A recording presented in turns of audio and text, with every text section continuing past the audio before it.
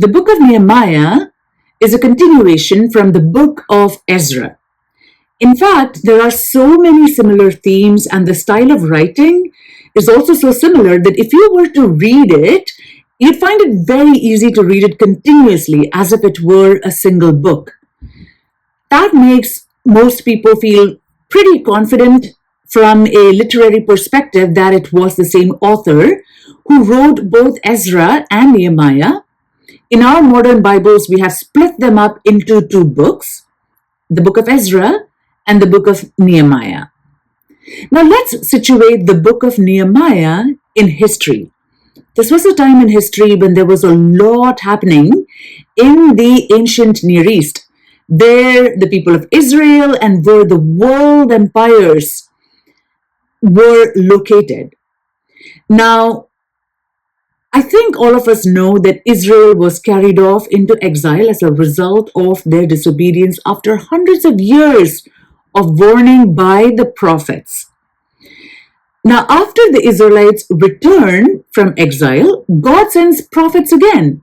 That is always God's pattern, God's way of working with his people. He sent prophets before to warn the people that unless they repent, they would go into judgment. And it happens exactly as the prophets prophesy, including Jeremiah, who predicted that the exile of the Israelites in Babylon would last for 70 years. And then after exile, God sends prophets again, Haggai and Zechariah, who were contemporaries and who encouraged the people to complete the work of building the temple in Jerusalem, which was destroyed by the Babylonians. So when Nehemiah returns to Jerusalem, he has got a difficult assignment from God. But before he gets to tackling that assignment, let's think about how many years have passed. 150 years have passed since Jerusalem was reduced to rubble by the then world empire, Babylon, by King Nebuchadnezzar. It's been 94 years since the Jews were allowed to return from exile, and that is because of one benevolent king, King Cyrus, who was the king of the Medes and the Persians. He comes to power, overthrows the Babylonians, and he becomes the new emperor. In fact, emperor of the then known world. It's 14 years since Ezra returns to Jerusalem from Babylon, and then last of all we have Nehemiah. Nehemiah returns 14 years after Ezra returns to Jerusalem. It's been 72 years since the second temple was rebuilt. This is by the group of people who were part of the first batch of people who returned to Jerusalem. It was a bit of a difficult task to rouse them up, but God rose up leaders and they stirred the hearts of the people to complete the task despite opposition, despite hostility. And they do end up completing the temple. It takes about 20 years for them to finish rebuilding the temple. But finally, the temple is rebuilt. It is dedicated. It is restored, but not to its former physical glory like it was in the times of King Solomon, who was the builder of the first temple. Even so, God wanted the people to have a physical place of worship where his name would dwell as he had promised. And now the temple was rebuilt. But what was still lying in rubble? The walls surrounding Jerusalem. And without the walls, people in those times, well, actually, it's even true today, but without walls, especially, a city, a territory would be vulnerable to attacks by foreign armies, and people would be insecure and open to all kinds of threats. So in order to have security, they needed to have defined borders and they needed to have a wall surrounding their city. And so that is the mission that Nehemiah is on. There used to be walls around Jerusalem. Those walls and the gates built inside of those walls were destroyed by their enemy, the king of Babylon, the armies of Babylon. The temple was set to fire and everything was reduced to ashes and rubble. And so it is to this reduced city the severely diminished city that Nehemiah is returning to in 444 BC with the onerous responsibility of rebuilding the walls of Jerusalem. Now, just to put a few dates to the events, Jerusalem fell to the Babylonians in 586 BC. Persia conquers Babylon under King Cyrus in 539 BC. He issues a decree that the Jews can return to Jerusalem. So under that decree, a first group of exiles under the leadership of Zerubbabel return in 538 BC. Soon thereafter, you have the ministries of the prophets Haggai and Zechariah begin, and it lasts from 520 to 480 BC. They begin the work of construction on the temple, and the temple is finished in 516 BC. The second group of exiles returns to Jerusalem under Ezra in 458 BC, and then you have the third return to Jerusalem under Nehemiah in 444 BC. How many groups or how many waves were the people of Israel exiled in? If you remember from the book of Jeremiah and actually even Daniel and Ezekiel, we know that it was 3 waves that Babylon deported the people of Judah to Babylon. Just as there were 3 waves of deportations to Babylon, there were 3 waves of return, right? The return under Zerubbabel, the return under Ezra, the return under Nehemiah.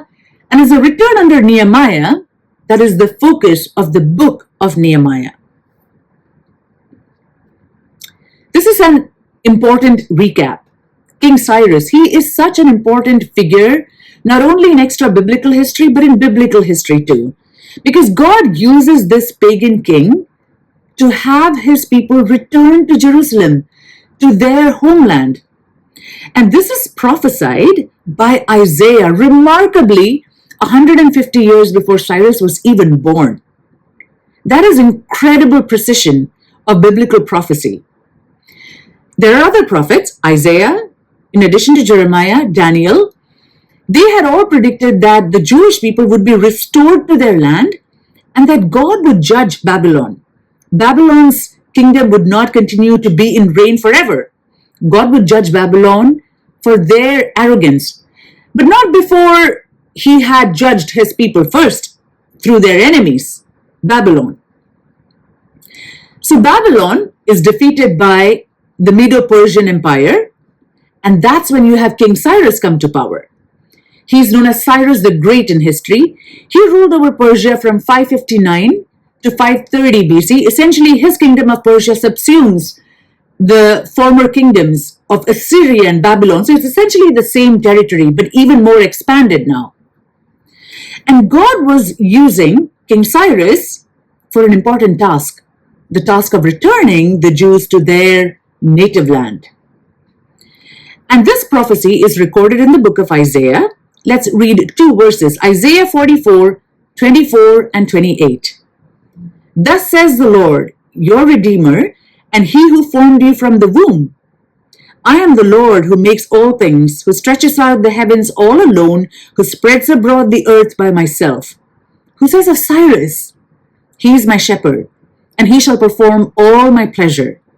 Saying to Jerusalem, you shall be built, and to the temple, your foundation shall be laid. It is an incredible prophecy that was fulfilled just as the prophet had predicted. In fact, we have archaeological evidence. What you're looking at is an image of the cylinder of Cyrus.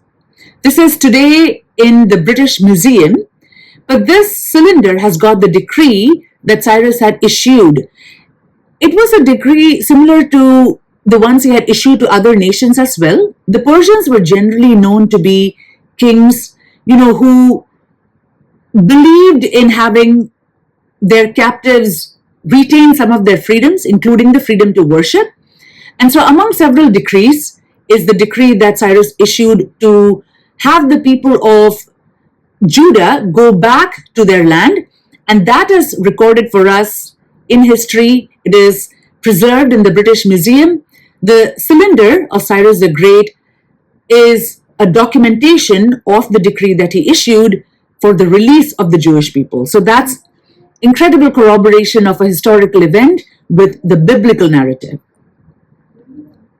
Now let's do a bit of a dive into what the historical circumstances were surrounding Nehemiah. Like I said earlier, the writer was in all likelihood the same person who wrote the book of Ezra. It is believed that Ezra himself wrote the book of Ezra. He was keeping memoirs, and so must have Nehemiah. And so compiling some of those, journal entries, memoirs that were available, they became one book, the book of Ezra and Nehemiah. And there were other records as well that were available at that time. So, drawing from those sources, we have a preservation of the historical details, the events that unfolded at that time. These incidents, the incidents in the book of Nehemiah, occurred between 444 and 432 BC. Now, Nehemiah did go to Jerusalem and then returned, and then he went back to Jerusalem. So his first visit to Jerusalem was in 445 BC. That was during the reign of the Persian Emperor Artaxerxes I. The second time he returns, it's after a gap of 13 years. And so the book was compiled probably towards the close of that time, 430 BC. I don't want to, go too much into the detail of the events of the captivity, but the important historical marker for us to remember is, the Israelites spent 70 years in Babylon. A lot of the Jewish people had begun to flourish. They had put down roots. They had married off their children. They had farms, vineyards. They had become merchants. A lot of them had accumulated, reasonable wealth and comfort. And so they were reluctant to really move back to their land. What would they be going back to? To destruction. They would essentially be starting from scratch. They would have to rebuild from the ground up. And you can understand that it would have been a challenge for them. A lot of them would have had children and families, and it was going to be a hardship. Keep in mind that they did not have the conveniences of today. It's not like they had an airplane that they could just, haul all of their belongings into and then have a smooth passage into their homeland and essentially have some savings from which they can rebuild. This was really, really difficult. The journey was long and arduous, as we saw in the map earlier. It was a long journey of several months. There were robbers, there were wild animals, there would be the aged among them, young children. None of this was easy. So it is particularly commendable that there were a group of people, almost 45,000 strong, that were willing to return with their animals, with their families, with, their household employees. And it speaks to, the desire within certain people, the yearning that they had to return to their homeland, because they were thinking beyond themselves. They were thinking of the bigger mission. They were thinking of the generation who would follow after them and learn from their example. So particularly that first group of people who returned under uncertain circumstances, deserve special recognition and special mention. Now, although this first group of Jews may have returned with some enthusiasm to start rebuilding the temple, pretty soon they got demoralized because there was opposition. There were Samaritans who had settled in Jerusalem, and they were trying to discourage the Jewish people who had returned. They were trying to spread rumors about them, that they were planning some sort of a revolt against the king. There was a lot of hostility.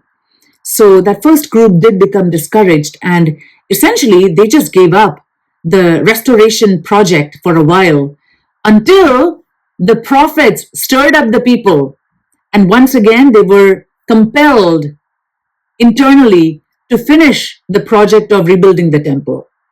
Once the temple was rebuilt, there was a lot of joy, because the temple was such central to the life and to the worship of the Jewish people that having it back was greatly encouraged to them, and it was also a testament to the fact that God was with them. He had not abandoned them, despite their sins, despite their moral failings, despite the fact that they, were so easily discouraged, abandoned their project midway without recognizing that God had led them that far. Even so, God patiently, consistently, without giving up on his people, works inside of their hearts.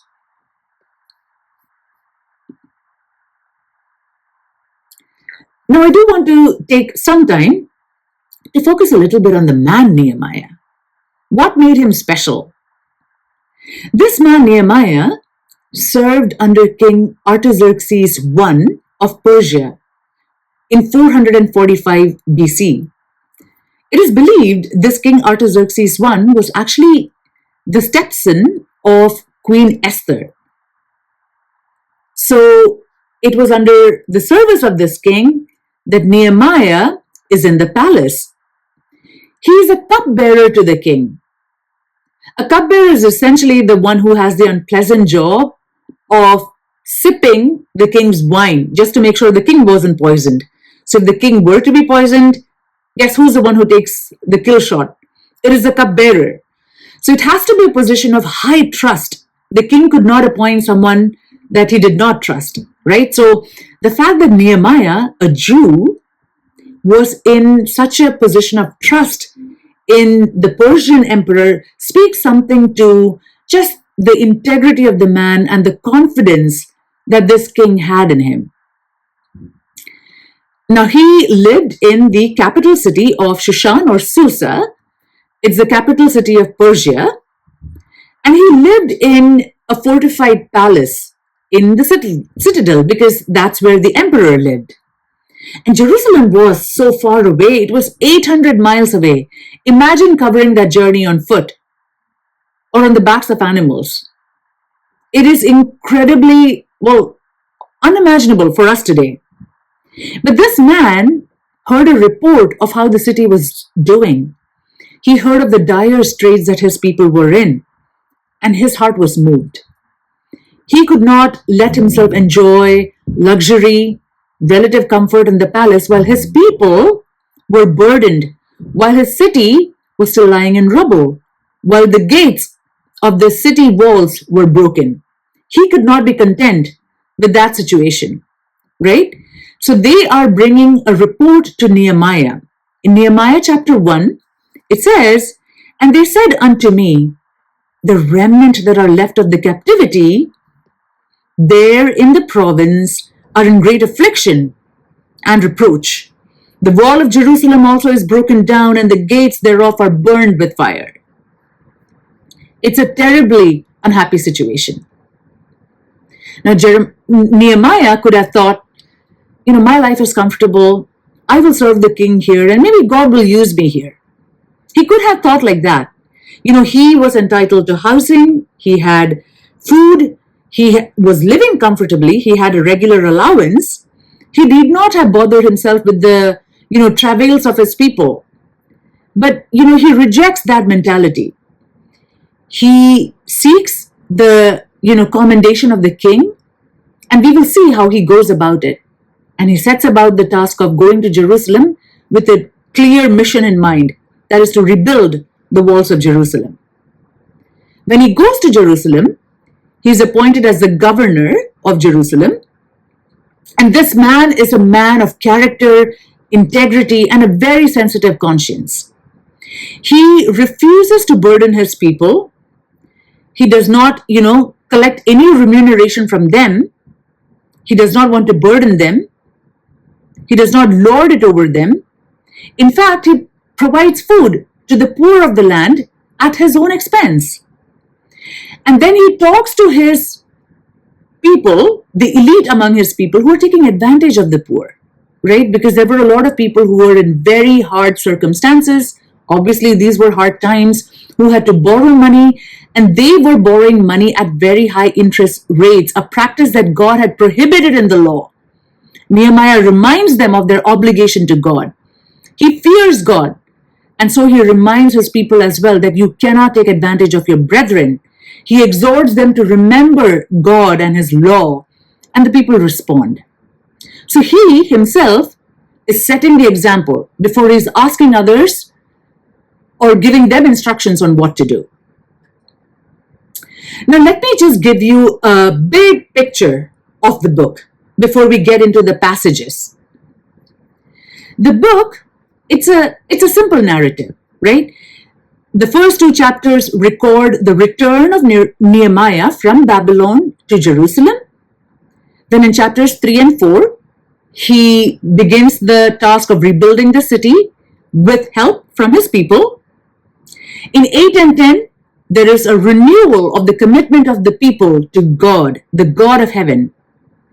And lastly, the book of Nehemiah concludes 11 to 13 with the restoration of the people. Now, Nehemiah is a marvelous example of how to tackle opposition and hostility without becoming bitter and discouraged yourself. He is a splendid example for us modern day Christians today of how to trust in God when God has given you an assignment. When you are moved by God, when you know what the right thing to do is, you are not to be discouraged by opposition, which will happen, hostility, which will arise, discouragement. It is the course of life. But God wants you to demonstrate your trust in Him by exhibiting some of the qualities and the attitudes that Nehemiah did. Nehemiah is also a great example, not only of passion, but also of persistence. A lot of people have passion. They start a project with a lot of enthusiasm and then, the energy flags. They give up when there is discouragement, when resources run dry. Not Nehemiah. He is steady because God is his strength and he goes to God to refill whenever he feels discouraged and down. He's a man who is deeply spiritual. He understands spiritual realities. He looks to God. Before he talks to the king, he talks to God. But he's also down to earth. He's a man who is practical. He's a man of action. He combines prayer with taking practical steps. So he's a great example of how both live hand in hand. You demonstrate your trust in God by doing what you are assigned to do. Now, all of this is not primarily about rebuilding the walls. The walls are great. They're important for physical security. But that is not the core mission. It is not about the walls in and of itself.